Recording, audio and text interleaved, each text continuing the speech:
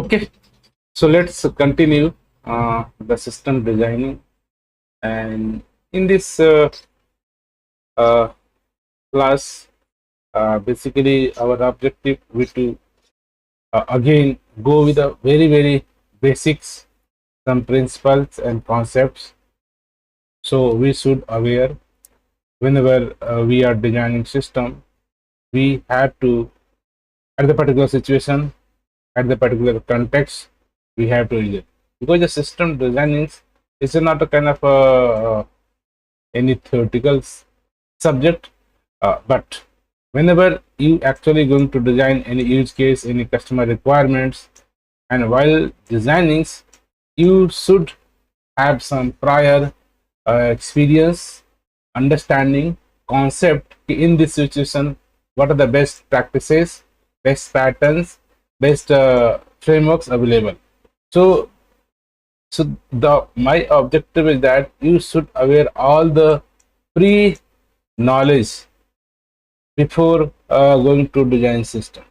Even this, all the principle, the things we should generally use in a daily our life whenever we are fixing particular bugs or implementing some customer requirement. Okay, so system designing just give a viewpoints. You can look the system holistic view, not the only the customer requirement which customers is expecting.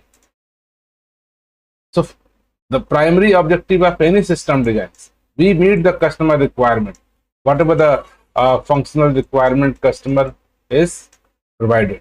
But apart from that, choose those meeting functional requirements. Okay, is it good? But we have to consider, to meet this customer requirement, we have some non-functional requirement which customers are not asking NFR. Okay, those things we have as a engineering teams, our responsibility, we have to meet them.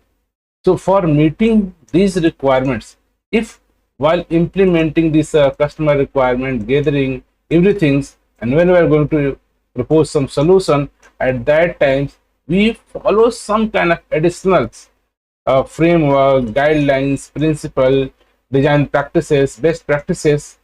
With this, with the help of this kind of pre-knowledge, we are building this system. Then our system automatically get easier for in future. We have to meet the non-functional requirement, like our system can be scalable. They support as number of requests as customer want.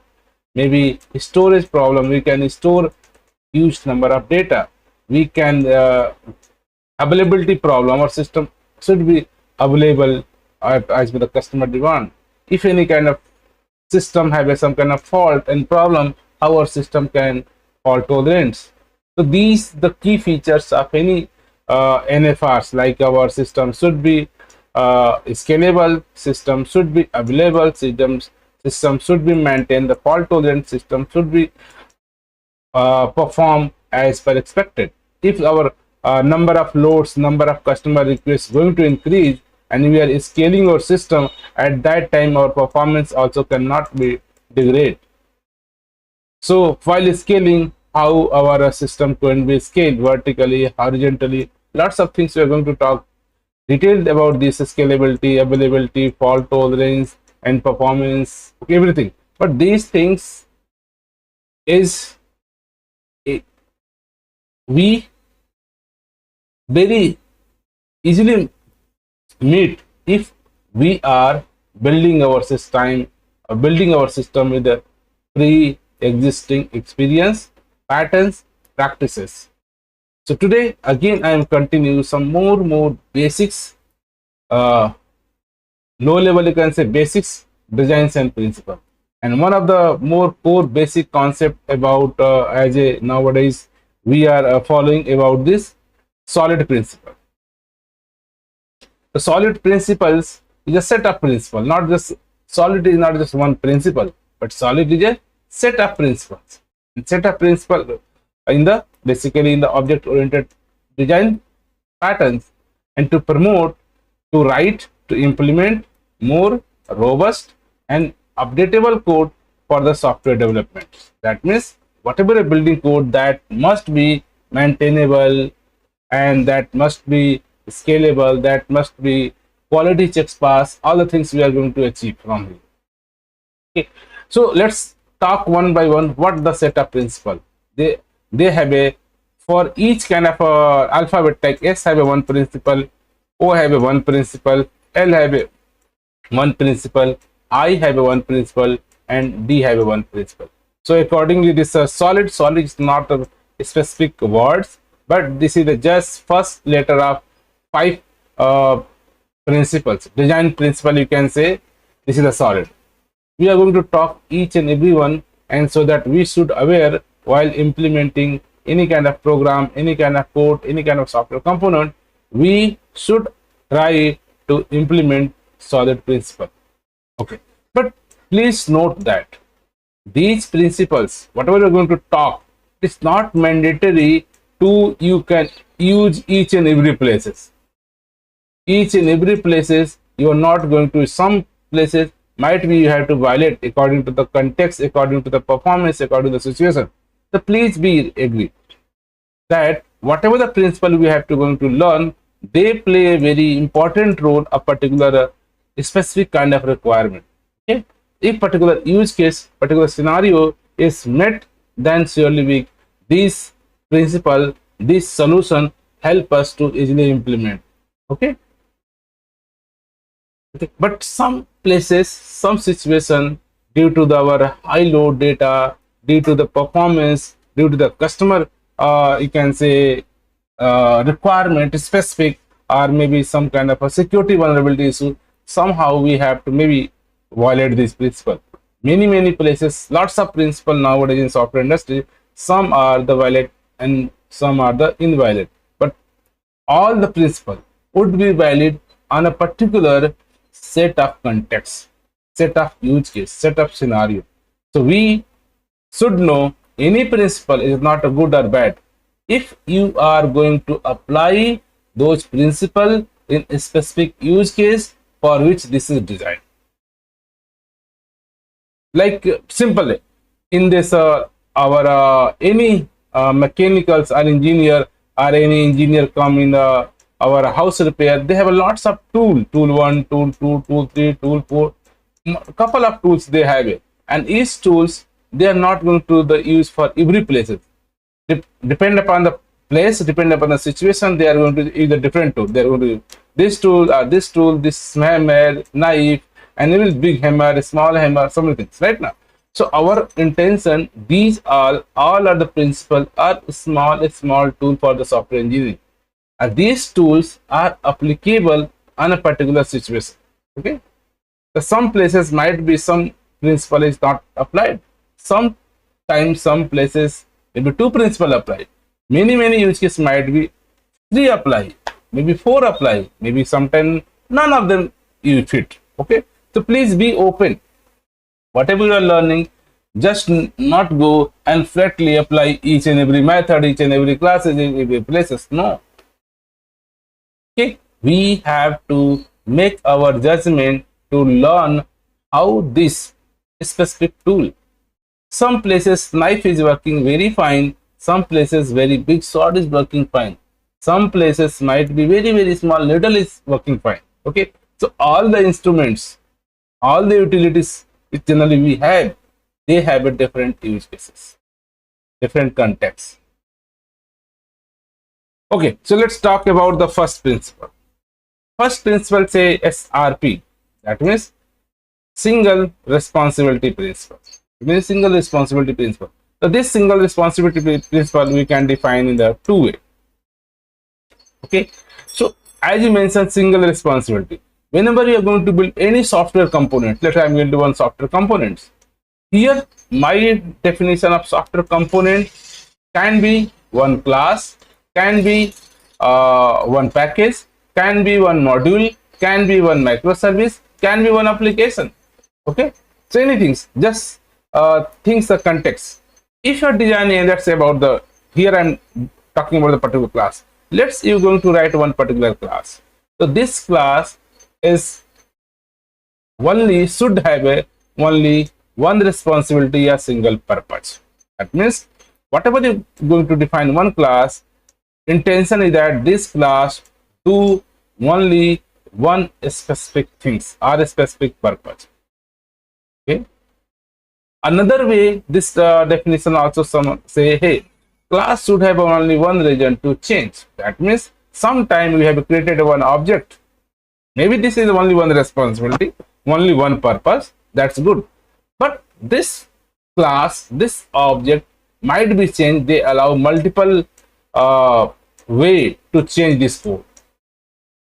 So whenever you are defining a particular class or module, that is okay for only a specific purpose.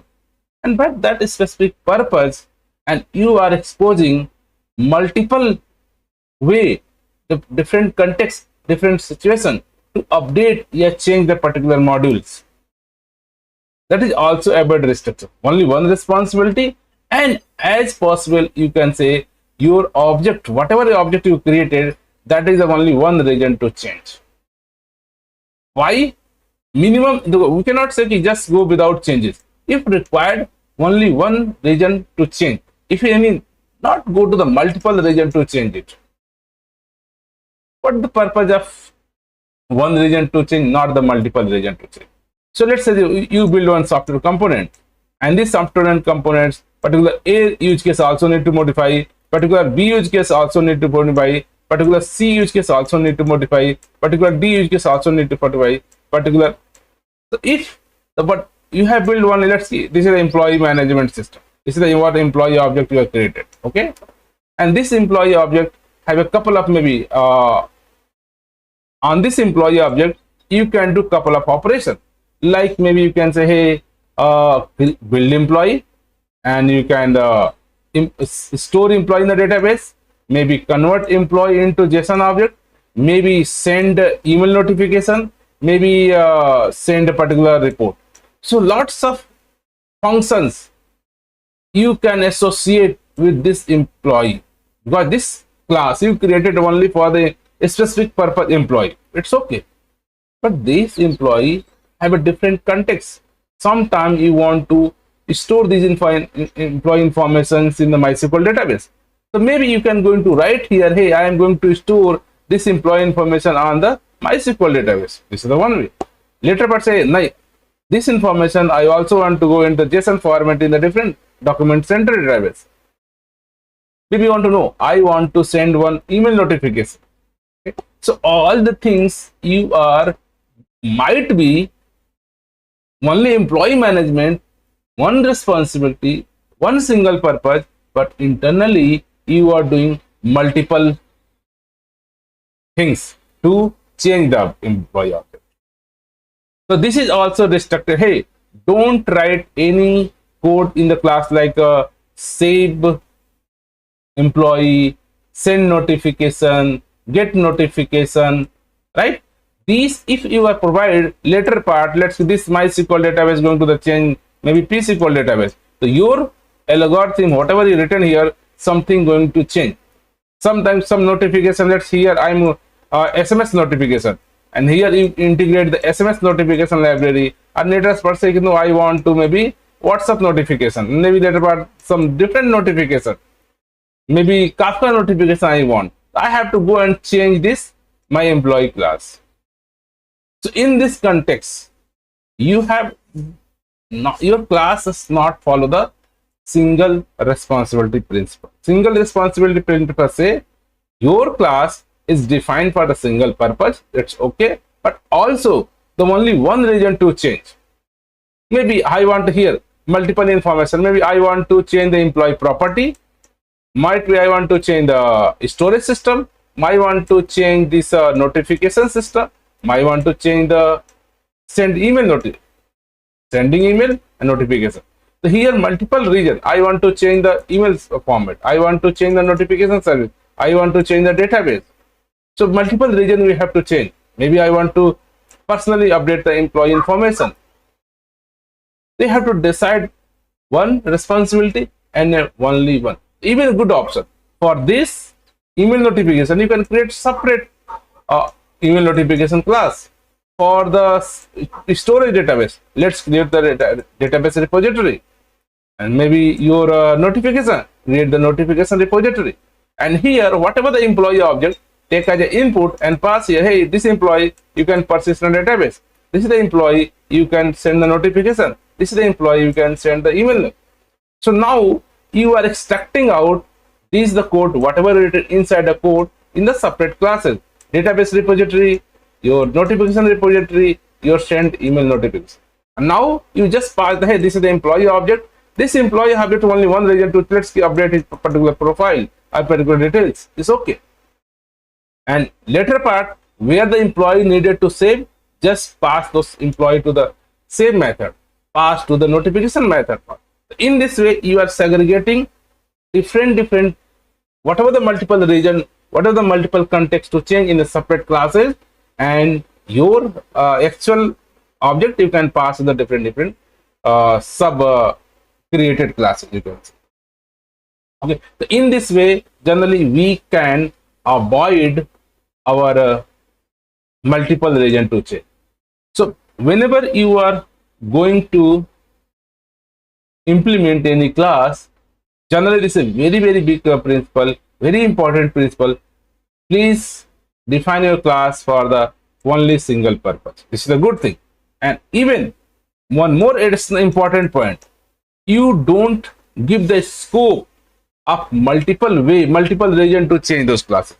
If multiple change you allow, in future number of defect increment is so high.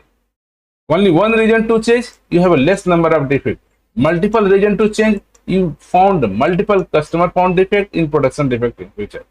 What change required lots of testing, lots of effort. So multiple change means lots of testing required, lots of automation required, and a huge effort. If only one region change, we have a limited change and limited defect and limited scope test required. I'm not saying just to create object that never can be changeable. Yes, you have it, but just only one region, one specific context. And if you think our class have needed multiple context to change, okay, so let's create separate the classes, and each classes have a just only one region to change. Now your bigger class is split into the multiple subclass, and each class purpose the single responsibility and single region to change. Now you can say we follow the single responsibility principle. Okay, so in other words, a class should not be responsible for multiple or unrelated tasks. Okay, so here in the case of our employee class, these are like maintaining employee details is a good, but saving in a database in the same code, it is not more related. Maybe sending an email is not related. Maybe sending a notification not related. Can be this one employee is okay. You want to send same information for different employee, same code in the different classes again. Okay, same classes again. So what happened for every employee? Why you are maintaining this code, and later part this change is required. So just extract out in this object. Say save in the employee save management system or repository something. Similarly, your emails notification is some normal notification in the separate class. Just extract out in the separate classes, and now your each class become a specific purpose, a specific responsibility, and only one region to change. This is the key understanding about the single responsibility principle. It helps us.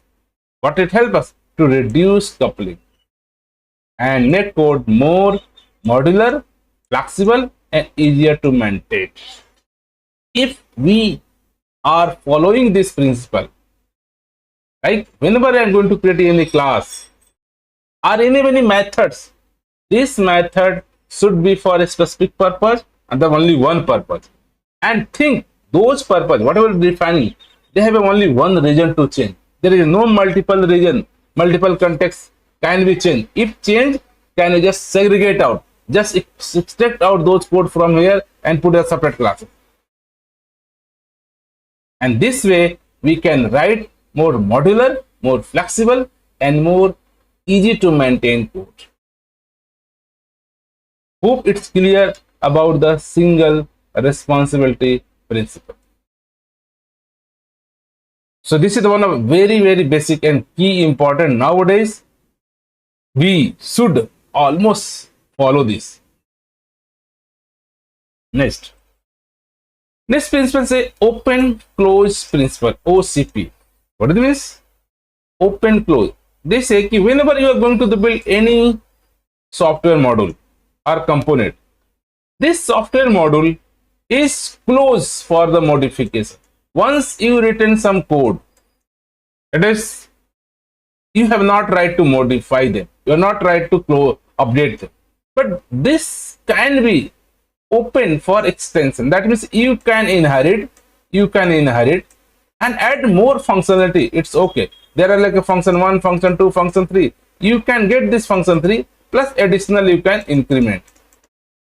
That means whatever the basic functionality you have, you say basic functionality plus you can do. So here you can say in this original class, you cannot have any option to modify a change, but on top of that, you can add more functionality in this class. So in this class, not just make an inheritance, make a subclass, maybe composition, use composition and add more advantage. So this is the meaning of your component, software component is open for, is closed for your modification, but it is open for extension. Means it can be inherited. Good example in the case of Java string. Notice that Java string is a class very heavily used. And lots of method they have, like a toString method, append method, length method, every method. You can extend this Java class, or you can compose them and put the additional string utility class. But whatever the existing business logic they retain, you cannot close them. And this same string class, you notice, common Apache package created a string util class, and this util class provides the lots of string related function more than the existing your string class. So common library, Apache common library is provided a string util class. They have provided the more feature related to string, like null check, not null check, contain check, everything, but additional than your string class. Okay, so here definition also say class should be open for extension but closed for modification. Means you can define any library, define any code, just it's the code you written, someone cannot modify, but anyone want to use my code and make more extensible code, they can do. Similarly, you should not able to add new functionality without modify the existing code. Okay, and here the principle encourage the use the inheritance, polymorphism, abstraction to add the new functionality without touching the existing code base. So open close principle say as possible you can use the abstraction or inheritance or polymorphism. These are the feature where you can add additional feature, additional capability on the top of one already we have. Okay, so generally this way, generally how we can in the code perspective, how we can prevent them. Whenever you are writing any classes, let's say I'm writing this classes and I am given a method 1, function 1 or method 2, multiple method I expose. So generally these methods, okay, make as a maybe a final, so that no one going to inherit and change the definition of this class. Okay, and so that you can use them and add more. You can just call them existing a super class method, and apart from that you can do modes. Okay, so suddenly this say, hey, principal say, please avoid to someone go and change your original code. Whatever you written, some basic common library, a common function, they are just used. And this open and close principle are used by, you can say, almost all the core frameworks. Maybe you talk about the Java language, Spring framework, or Quarkus framework. They have built all the base kind of a code for us. Base codes are written, and they can say you can build your application on the basis of just use my capability. Already I've written all the basic framework, basic code. you can add your application logic here, and your application work on the top of me. So whatever the framework, Spring framework, Quarkus frameworks we are using, they are provided all the codes. Generally, we are not going to modify them. We are not going to change them, but we can use them with those features. On the top of that, we are adding my business logic, my code. So in this way, we are also ensure whenever you are writing code, that code must be, because you are tested, you are doing everything. So don't allow anyone can go and update my existing code. If they are going to update my existing code, this code may be used by the many places. All the places business logic are going to break. Lots of defect, lots of problem you face if you allow our core logic, our core component, anyone go and modify them, don't change them. Because this is the utility here, this is the common function used by the multiple module, module 1, module 2, module 3. If someone going to change, all the module we have to again test it. What the way, the different way each module have used my classes. The best option, you can say, hey, whatever I have written, it is a fix. No one going to modify them, no one going to change them. Okay, if you want to add more functionality, more added value, you can just use as a composition or inheritance and use my existing functionality and add on the more and more you want. So hope it's clear. Open close principle say, hey, you write your software component, very good. Okay, just ensure that this is close or stop for any existing modification. Someone want, they can extend them and use in your classes using the composition or inheritance, whatever tools, but you can use them, extend them feature, more feature you can add. This is not the only limited feature. I can just give in my core business logic, and the top of that you can add your business logic, your context, your use cases. So our software component is ready to extend, but close for modification. You cannot inherit and change my business logic. Okay. So this is the we avoid. A similar fashion, we also write our library, our code. Generally, all the framework, all the library, all the OpenJDK library mostly follow this open close principle. They are provided lots of utility method.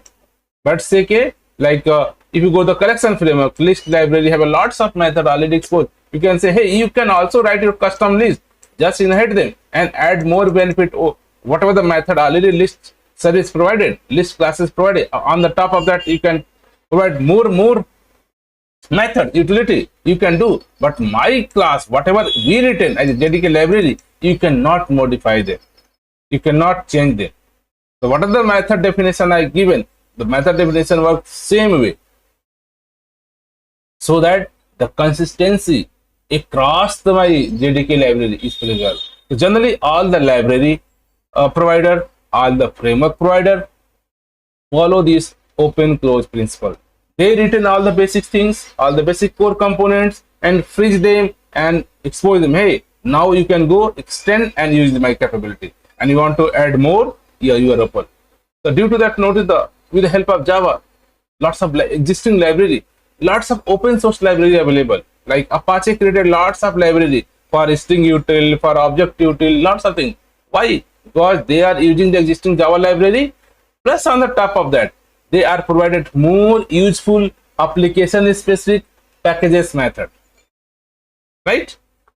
So open close principle are heavily used by the framework designer, code designer, library writer. So let's talk about one more principle that is known as a LSP, Liskov substitution principle. What this principle say? This principle say, generally whenever you have a kind of inheritance, this is a one class and we have another subclass. Okay, maybe multiple subclass you have. Okay, you can use multiple subclass you can. Okay. So this say whatever the, maybe here also we have a one more subclass. Maybe here we have also one subclass. Maybe here we have also one subclass. Okay. So parent, again child become a parent, again child. So lots of hierarchy can be possible in the inheritance. So in this scenario, in the inheritance scenario, this principle say any places, let's see, this is a place here. Here is my parent. In this parent, I can replace this my child class. and the no any existing behavior will break. That means if this is my parent class and this is my child class, so this is child class, I can drop this and in this place I can use my subclasses if needed. If I removing this and replacing new one and whole my system, all my test cases passing, there is no any functionality or breaked or no any exception thrown. That means say we are following our LSP principle. If any function, any exception occur, that means you are written the code that are not follow the Liskov substitution principle. So what Liskov substitution principle said, hey, subtypes should be substitute for their base types. Okay, whatever the subtype, your child can be replaced with a parent any place. Maybe this is the parent class, maybe this is the parent class. So any subtype can replace with the parent. That means you are follow this principle. So derived class should be able to use as a base class any place. Different meaning. So if you are writing such code, any code that use the base class should be able to replace with a subclass without knowing any differences. That means without any kind of exception, without any kind of functionality break.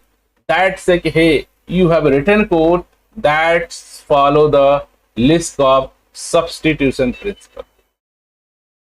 Okay, this ensure the inheritance is correctly and your this ensure that inheritance is used correctly and that code is more flexible and maintainable.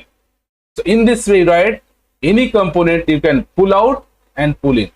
If you are not following this principle, there might be your inheritance many places can be break, can be throw exception, can be become a problem.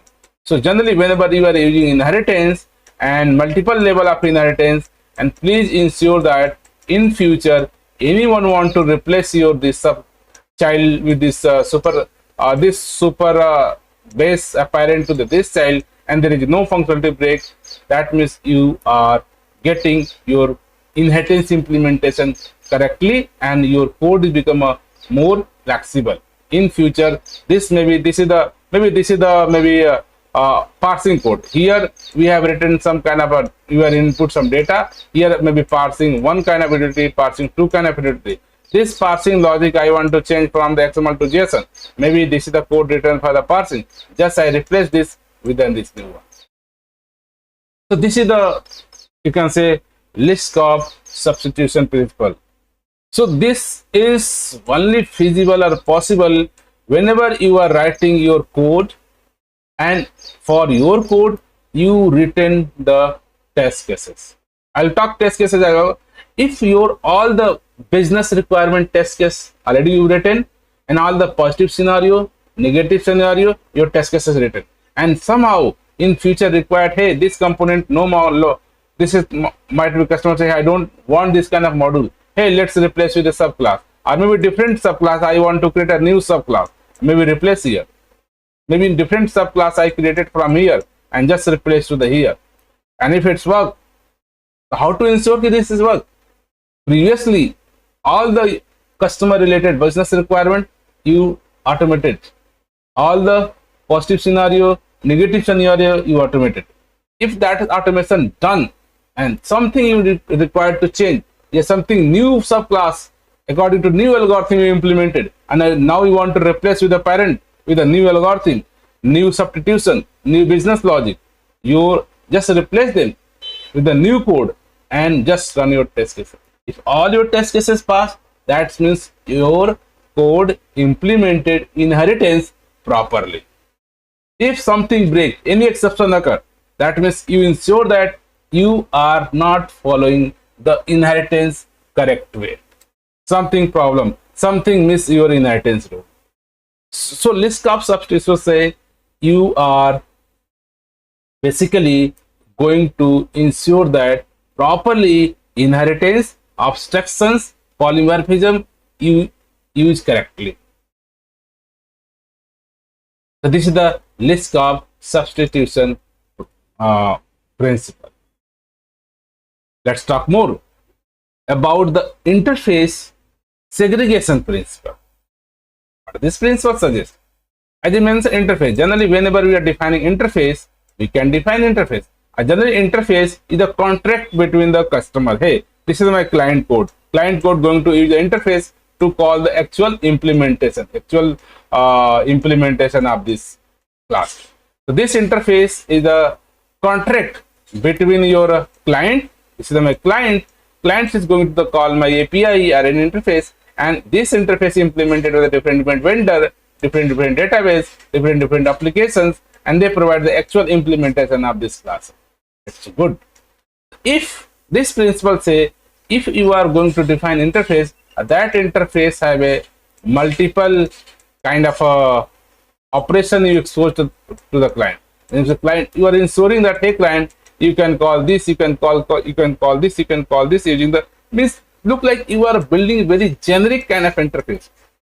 This can serve the multiple purpose, but there is no problem. This is good for the client. Client know, hey, this is only one interface. I am going to calling this interface. They have a lots of utility for us. Might be printing, might be fax, might be notification, might be scan, something. Any kind of different function you have. Go to the, there are some multi-utility kind of objective created. They have a print option, they have a scan option, they have a printout method, they have a sending some notification as well as multiple interface you can express. This is the good for the client perspective. But let's think what the challenge is. Oh, this is the one implementation. I'm going to provide the only scan facility. So they will implement the scan functionality, but all other interface implementation, they are going to, I'm not provide, and give the unimplemented method. Similarly, this I can provide the maybe scan or print. So they implement this two interface, and others are say, hey, I'm not providing. So this is kind of the, hey, this I'm going to provide kind of printing only facility, not scan, not send notification, nothing. So they implement only one interface, and all others say, hey, I'm not providing any implementation. Unimplemented method. So this is somehow our bad designs. Our actual implementation are going to implement according to our use case, according to purpose, and unnecessary things. As an interface, you are enforcing, hey, you can implement this, you can implement this, you can implement this interface. Say, hey, don't define your interface so fatty, so large number of functionality. Why you are enforcing the actual implementation to implement? Did this class intention design only for the scanning or printing? So they provide the support of scan and printer. Someone say only scan. Someone say, hey, this is for your scanning. Okay. So in this scenario, we can think how burdens we are forcing on the client. Right? So this way, this interface segregation principle say, okay, so let's break this. Now the use case change. Now say, hey, whatever this interface, let's see, this for only scan and print. This is only for your fax. This is only for your kind of a printout and fax. Okay, so they are going to not. So now you have provide the one simple your scan interface, one interface for printout, one scan, one printer for just printing, one for sending notifications separate. So this implementation, this if this utility class, hey, I'm going to implement two interface. They interpret two interface and provide two implementation only. They say I want to implement only fax, so I can implement only one interface and provide the fax implementation. Hey, I say only the sending notification email. I say implement notification only.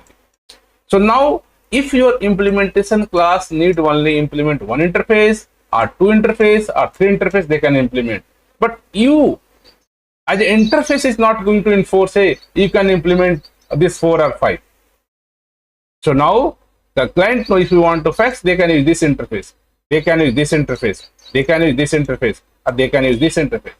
So somehow you are going to burden on the client. A client know, hey, what activity I am going to do. So someone, instead of enforcing client, someone, hey, write some your abstraction. Here someone write the abstraction. Read the notification. They want to only printing. They can know okay, this is the two implementation class they have support. They can just guide to our code here. They are guide to code our. So somehow different layer of abstraction you can implement. So objective of this interface, you don't implement your interface is so rich set of functionality. So I'll do say, hey, clients should not be forced to depend on the interface that is not used. So here you can say our implementation class of not saying, hey, you have to implement this, you have to implement to this, implement to this. No. So instead of that, having general purpose interface break into the smaller and more specific interface. Now our interface is also very specific purpose. Don't write too many generic purpose interface. They have a burden on the interface and our implementation side. So this principle say, hey, to please write your contract as specific as needed, so that the interface provider or provide the specific solution to you. And this principle help us to reduce coupling and more modular, avoid fat interface. There are many methods that client may be not needed. Okay. So these are some basics rule. Whenever you are going to define interface, let's go define interface for a specific use case, a specific purpose, so that a specific client can know, hey, this is the only specific interface I have just implement and call them or use them. So let's talk. This is the one of the solid last principle known as a dependency inversion principle. And what do you mean by here dependency inversion? You know, dependency means one modules are dependent on the another module somehow. Okay, so here say high level modules should not be depend on the low level module, but both should be depend on the abstracts. Here say this is one modules, yeah, one package going to use or depend on another package they are directly calling here. Okay, so maybe this is the one modules they are going to call, hey, store data database. So instead of here, this module going to scale, hey, this is my SQL query, and write the same method. Here they are going to write. So our this code, business logic code, are going to depend upon the another modules. So here your higher level modules depending on the lower level module. Here say your higher level module should not depend on the lower level module, but both should be dependent on the abstraction. So instead of that, why you cannot cite something maybe abstraction between that? They are just use this, and you can this with dependent on your lower layer. So now this your higher module is not directly depend upon your lower level module. Lower level modules are going to depend on the only abstraction, and abstractions are very just used as a dependency injection. Just so what we do. So previously, this higher level modules are going to depend on your lower level module. So you can say, hey, no, I'm not going to remove this dependency. I can say, I can create one abstraction. I can create one abstraction and can say, hey, our this module is the depend on the abstraction, and we are just inverting the dependency. Now this higher level is not more bother on this lower level. They are just between the abstraction, and abstraction can be later part implemented, can be changed, can be easily. And how this high level modules use them, generally use the dependency principle. So there are two ways. Here you can say, hey, I am going to inject myself here this dependency, or I can say, hey, I want to maybe manually I'm not going to inject. Let's some framework they can auto wire or that inject these things we are doing. Means ki like Spring you talk IOC inversion principle. Means ki add the modules, one package, one class dependent on another. So you don't manually going to create the object and set the value and return. Let them framework do for you. So whatever dependency you doing, let them framework, let the controller, let this our utility do for you. So here say whatever the dependency we have, surely we are writing the software component designing principle, lots of modules we are have to. So please ensure that whenever you have a one module, we have another modules, don't say it directly the dependent to each other. Just use somewhere the abstraction. So this is a loose coupling, and this can be directly implemented here, not directly, and maybe multiple implementation in future can be multiple abstraction can be here, multiple abstraction can be okay, and this abstraction can be multiple implementation. So here our this module is only depend upon the another abstraction. Means maybe abstract classes or interface, they have multiple implementation, and accordingly our relationship become from directly to loose couple relation. So dependency inversion enforce loose coupling kind of relationship, decouple your direct dependency between the one module, one class to another class, one object to another object, one service to another service. Use the middleware, use some abstraction layer that avoid to direct injecting.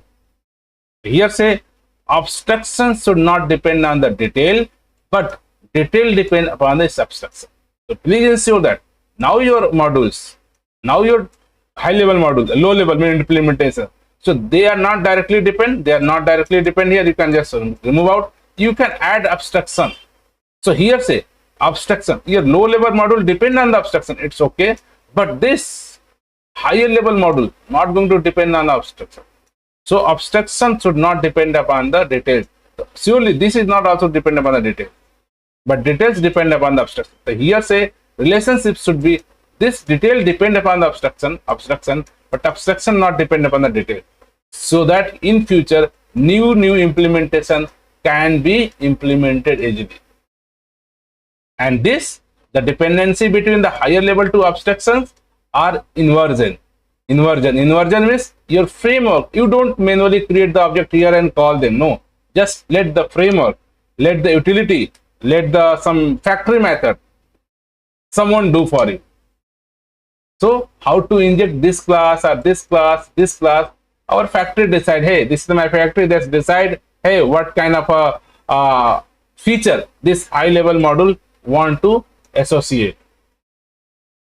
So this principle also encourages us to use of the dependency injection and abstraction to decouple the high level module from the low level module, and our code is more modular, flexible, and easier to test.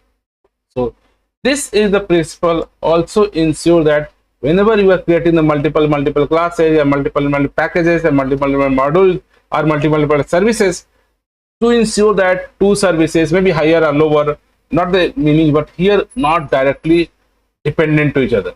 Okay, they must be dependent on a sub abstraction layer, so that your relationship between the higher and lower become a loose. In this way, later part, if you want to change the lower definition, lower implementation, you can easily change, because your original here higher level module means your client which are using the here lower level module actual implementation. Let's see database implementation. Maybe some currently I am using the MySQL implementation. So here we are using the JDBC. So JDBC. So JDBC is the abstraction. Our applications are just going to call, hey, my JDBC, save my employee object here. JDBC abstraction say, hey, currently I am using MySQL. The MySQL database our information going to the same. So here JDBC is a single abstraction, and this abstraction JDBC API implemented by the MySQL, implemented by the Postgres, implemented by the M2 database, multiple implementation of this JDBC implementation. Okay, later part, hey, I am going to decide, no, I am not going to the MySQL, I am going to the Postgres. So here our applications are not highly dependent upon the MySQL code. They are not written code directly for MySQL. They written code for the just an abstraction. These abstractions are implemented by the different. Even notice JDBC abstraction is not dependent on the MySQL. JDBC is not dependent on the Postgres. JDBC is not dependent on any other database. The JDBC is simple abstraction layer. They say, hey, this layer abstraction is not dependent on the lower. Your lower implementation, low level implementation, surely depend upon the JDBC. The way JDBC design our specification, similarly MySQL implemented, Postgres implemented, and other JDBC database implemented. So all the actual database, Oracle database, MySQL database, these are follow the JDBC guidelines. They are dependent on the JDBC abstraction. And our application is not bother. You are using Oracle database, MySQL database, Postgres database. Our applications are dependent on the JDBC abstraction. Okay, so hope it's clear. Dependency inversion means your application, your code, client code is not dependent on the directly MySQL kind of syntax, semantic, everything. MySQL some syntax are MySQL have a different with some syntax of a Postgres.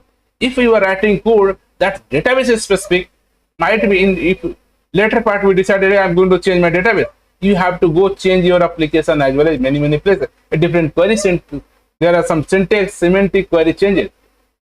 So our application are directly related to the specific database. So I want to know, I don't want our low level module, actual implementation module, or our higher level module also impact in future some change. So in this way, you can say, hey, our application directly not going to your JDBC syntax or query. We are going to the JDBC wrapper. And JDBC say, these are the different implementation. Later part, you flatly change. So now our application is almost not required any change in future if some new database going to the change. Because our applications are in the JDBC abstraction. And this abstraction is not dependent on any specific database.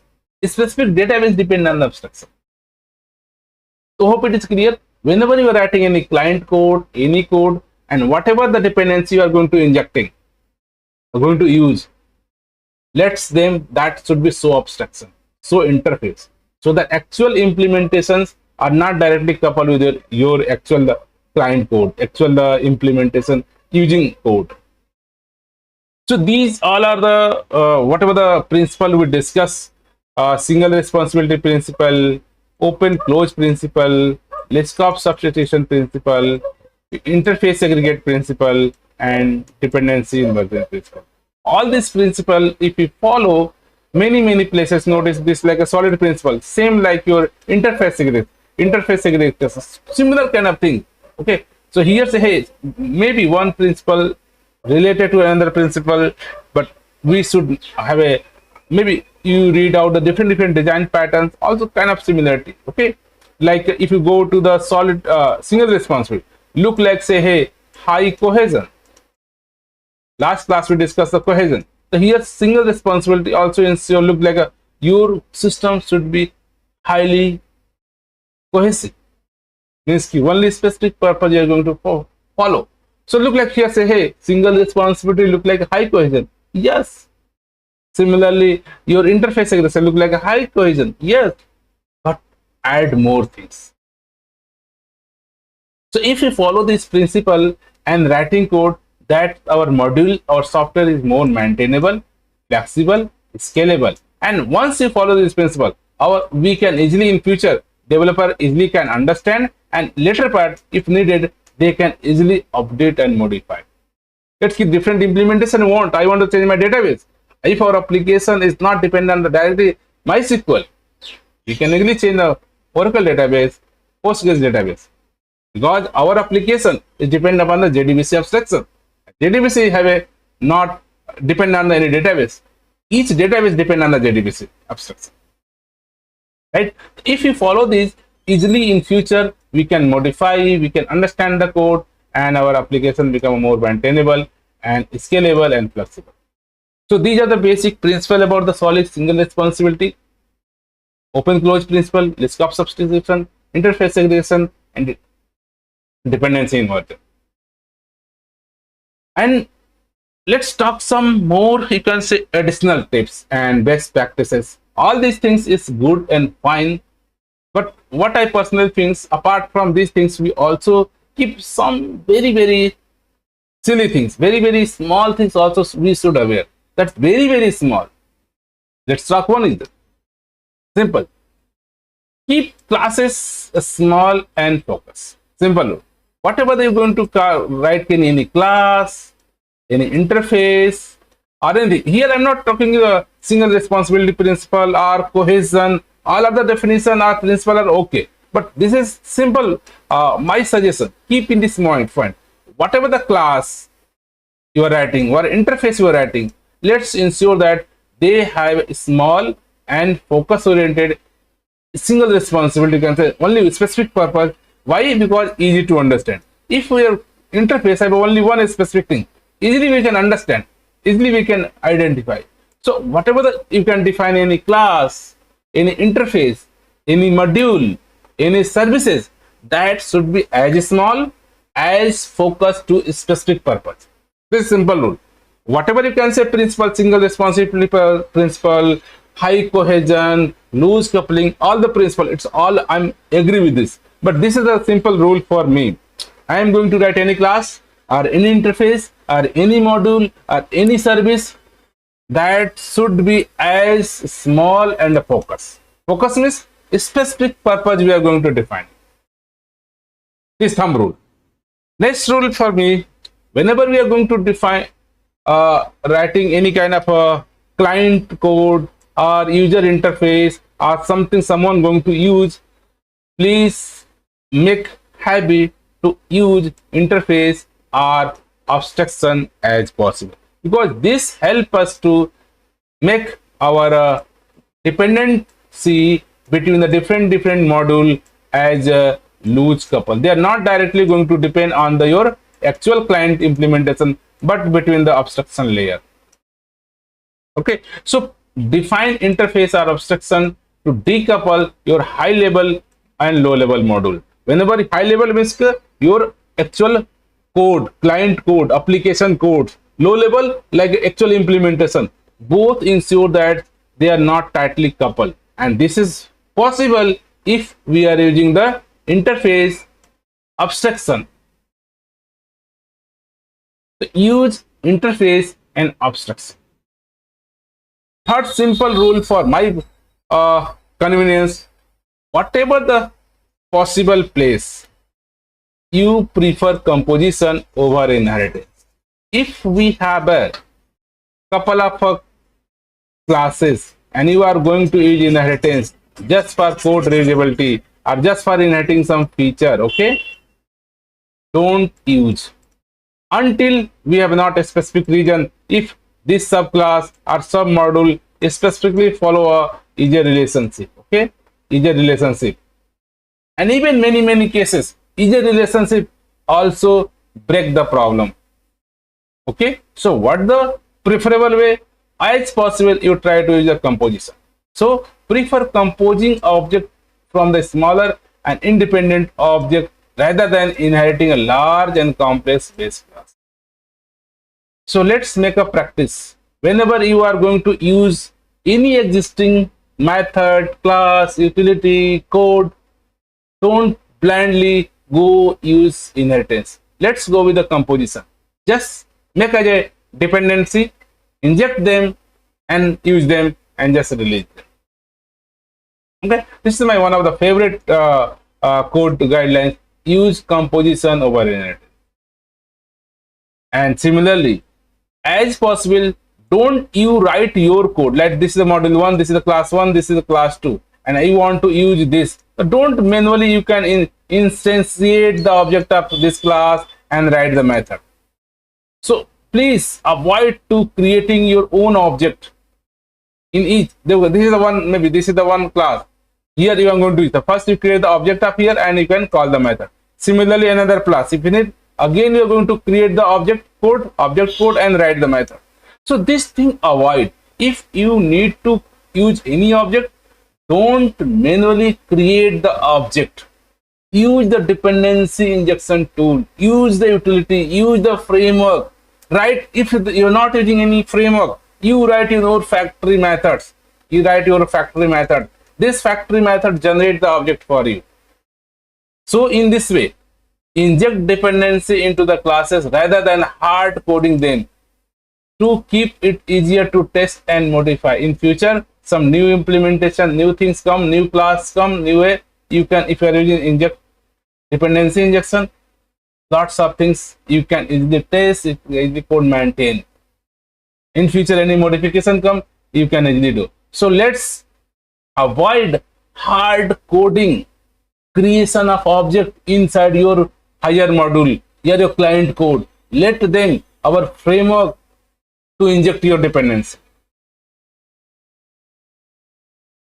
And third, last, but I'm so fan of automated tests. So whatever the things you are writing is very good. Generally, the initial, when as a fresher we start writing code, you are writing small methods. A small method, test from the main code. Main method, it's okay, it's working. Similarly, you write another method, test from the main method, is okay. So as of now, a small application, a small code bases, it's fine. You can write test and add verify from the Swagger, verify from the viewer, verify from main method. Means I'm writing code, I'm testing. I'm writing code, is test. It's good, it's fine, very nice for small application for developments. But whenever your application going to increase, your team going to increase, your number of developer going to increase, at that time writing code, testing manually, verify from Swagger, verify from UI, verify from something, this is a very pain in future. So what is the solution? Solution is that whatever the code you are writing, that must be tested by automatically. Don't you depend, my code is test some tester, test by yourself manually Swagger from UI.